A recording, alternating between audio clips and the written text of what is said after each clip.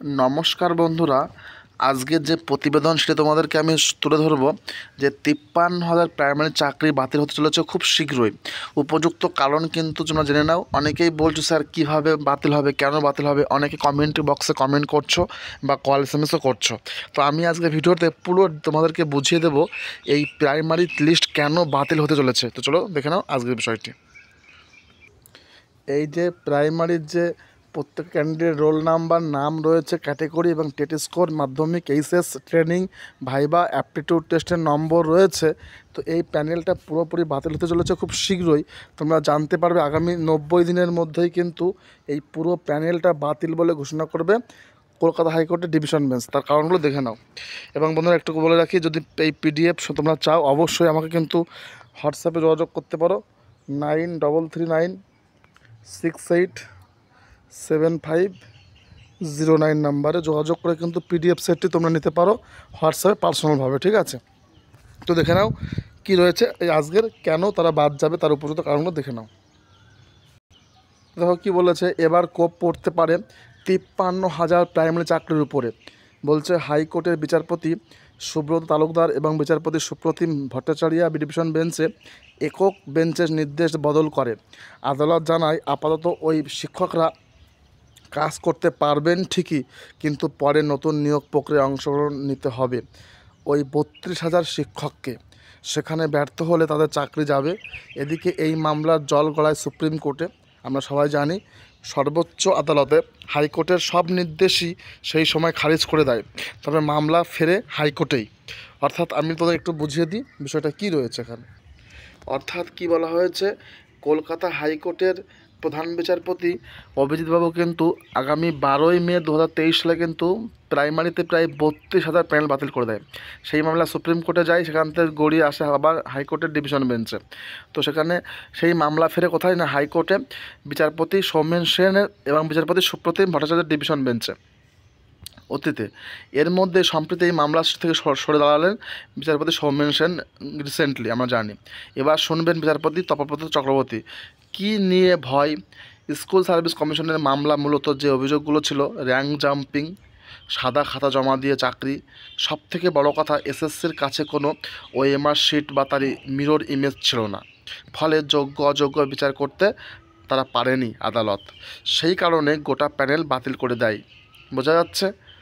এবার কি বলা হয়েছে দেখো, এবার বলা হয়েছে প্রাথমিকের মামলাও কোনো প্যানেলের প্রকাশ পায়নি, ফলে র্যাঙ্ক জাম্প হয়েছে কি না বোঝার উপায় নেই। এক্ষেত্রে পর্ষদের সঙ্গে এসএসসির কোনো তফাৎ নেই। অর্থাৎ এসএসসি চেয়ারম্যান বা এসএসসি কমিশন যেটা করেছে, তাদের র্যাঙ্ক জাম্পিং হয়েছে, তাদের মিরর কপি নেই, ইমেজ কপি নেই। তো ঠিক একইভাবে কিন্তু প্রাইমারিতেও তাই, ওদের কোনো রকম ওএমআর শিট রাখেনি প্রাইমারি পর্ষদ।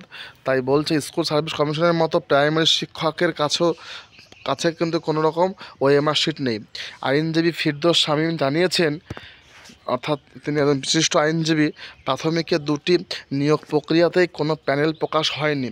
অর্থাৎ 2016 রিক্রুটমেন্ট রুল আর 2020 রিক্রুটমেন্ট রুল। অর্থাৎ আমি বলে দিই, 2016তে নিয়োগ হয়েছে প্রায় 42,000 আর 2020তে নিয়োগ হয়েছে প্রায় 16,000, অর্থাৎ 16,500। অর্থাৎ প্রায় দুটো নিয়োগ মিলে যদি আমরা যোগ করে দেখি তো প্রায় 59,000 কিন্তু শিক্ষকের নিয়োগ করেছে, যার কোনো নির্দিষ্ট রিক্রুটমেন্ট প্রসেসটা নেই এবং ওএমআর কপি তো নেই।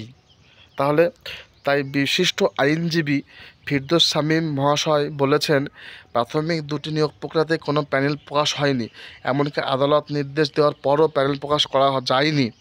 একবার করলেও সেটা এরর বলছে, ভুল হয়েছে, তারা ক্ষমা চাইছে। নম্বরের ব্রেকআপ মাও জানা যায়নি। তাই এক্ষেত্রেও নিয়োগ প্রক্রিয়া নিয়েই প্রশ্ন উঠেছে কলকাতা হাইকোর্টের ডিভিশন বেঞ্চে। 2016 এবং 20 নিয়োগ প্রক্রিয়াতেই কোনো প্যানেল প্রকাশ হয়নি, অথচ নিয়োগ হয়েছে। চাকরি প্রার্থীরা নম্বরের ব্রেকআপ জানতে পারেনি। পর্ষদের বক্তব্য, তাদের নিয়মে নাকি নম্বরের ব্রেকআপ প্রকাশ করার কথা নেই। তাই প্রশ্ন উঠছে, পর্ষদ কি তবে নিজের সুবিধা মতো আইন বানিয়ে নিয়েছে? তো দেখতে পাচ্ছ বন্ধুরা, এখানেও কিন্তু ঘটনা রয়েছে। খুব শীঘ্রই কিন্তু প্রাইমারি পর্ষদ সভাপতি গৌতম পালবাবুও কিন্তু ঘিরে যাবে এই ঝামেলার মধ্যে। অর্থাৎ প্রাইমারি পর্ষদের কিন্তু এই 59,000 কিন্তু প্যানেল কিন্তু বাতিল হতে চলেছে খুব শীঘ্রই। এটা আমরা স্পষ্ট বুঝতে পারছি। এবং পর্ষদের হাতে কোনো ওএমআর শিট নেই, স্ক্যান কপিও নেই। 2020 সালের হাইকোর্টের ডিভিশন বেঞ্চে দাঁড়িয়ে প্রাথমিক শিক্ষা পর্ষদ বলেছিল সাইবার হ্যাকিং হয়েছে। অভিযোগ দায়েরও করা হয়, কিন্তু সেই অভিযোগের ভিত্তিতে কোনো ব্যবস্থা নেওয়া হয়েছে কিনা তা রাজ্য জানায়নি বলে দাবি আইনজীবী ফিরদৌস শামীমের। প্রশ্ন উঠছে, এফআইআর এর নম্বর কত, কোন থানায় আই এফআইআর হয়েছে? 2016 সালের নিয়োগ প্রক্রিয়ায় বৈধতা শেষ হয় 18 সালে, আর 22 সালে লিস্ট প্রকাশ করা হয় ব্রেকেজ সহ। কিন্তু পরের দিনই নোটিশ দিয়ে বলা হয় ওই লিস্টের লিস্ট ফ্রি নয়, অর্থাৎ মানে একদম মানে ফ্রি ব্রেক সঠিক নয়, এটা ত্রুটিযুক্ত, অর্থাৎ এরর রয়েছে প্রচুর। হ্যাঁ, এটা আমরা জানি। তারা কিন্তু একটা লিস্ট প্রকাশ করেছিল অফিসিয়াল ওয়েবসাইটে, সেই লিস্টটা আমাদের কাছে রয়েছে। তো সেটা কিন্তু ত্রুটি, অনেক ভুল রয়েছে। কিন্তু 3 বছর কেটে যাওয়ার পরও ত্রুটিমুক্ত লিস্ট প্রকাশ করতে পারেনি প্রাইমারি পর্ষদ। অভিযোগ, কোনো ইন্টারভিউ না নিয়েই চাকরি হয়েছে, ও এসএমএসে চাকরি হয়েছে, টাকা দিয়ে চাকরি হয়েছে, কাট অফ মার্কস থেকে অনেক কম নম্বর পেয়ে অনেকে চাকরি পেয়েছে, প্যানেল পাবলিক করা হয়নি, ফলে কে কত নম্বর পেয়েছে বোঝার উপায় নেই। তো বন্ধুরা, নিশ্চয়ই বুঝতে পারছো যে প্রাইমারিও কিন্তু কোপ পড়ছে খুব শীঘ্রই এসএসসি 26,000 প্যানেল বাতিলের মতোই। ঠিক আছে, এই 2 নিয়োগ প্রক্রিয়ায় যারা অংশ নিয়েছিল তাদের মধ্যে অনেকেই 2014 সালে টেট পাস করেছেন, অর্থাৎ প্রায় 11 বছর কেটে যায়। যার বেনিয়মের অভিযোগ তুলছেন, দীর্ঘদিন ধরে আন্দোলনের সামিল হয়েছেন। বছরের পর বছর চলছে এই আন্দোলন। প্রাথমিকে 16 এবং 20 নিয়োগ প্রক্রিয়া নিয়ে বিস্তর অভিযোগ রয়েছে প্রতিটা কোর্টে। একাধিক মামলা কিন্তু ক্যান ফাইল হয়ে ট্যাগ হচ্ছে কলকাতা হাইকোর্টে। একাধিক মামলা, ওএমআর ভুল নেই, 6টা প্রশ্ন মামলা ভুল, ঠিক আছে, এ হলো কাস্ট সার্টিফিকেট ভুল, তারপরে 3929 অনেক রকম মামলা কিন্তু ক্যান ফাইল হয়ে অ্যাড হচ্ছে। যাই হোক, তো 16 সালে নিয়োগ হয় 42,949 জন, আমরা আগেও বলেছি, আর 20তে নিয়োগ হয় 16,500। যদিও এক্ষেত্রে দুর্নীতির জেরে গোটা প্যানেল বাতিল করার সিদ্ধান্ত নেয় আদালত, তাহলে এই 2 প্যানেলের বাতিলের আশঙ্কা থেকে যাচ্ছে। এবার হাইকোর্টে নতুন বেঞ্চে মামলা কোন মোড় নেয় সেটাই দেখার। তো বন্ধুরা, বুঝতে পারছো ব্যাপারটা, যে তাহলে প্রাইমারি কিন্তু পুরো প্যানেলটাই বাতিল করে দেবে, আমরা বুঝতে পারছি। ঠিক আছে,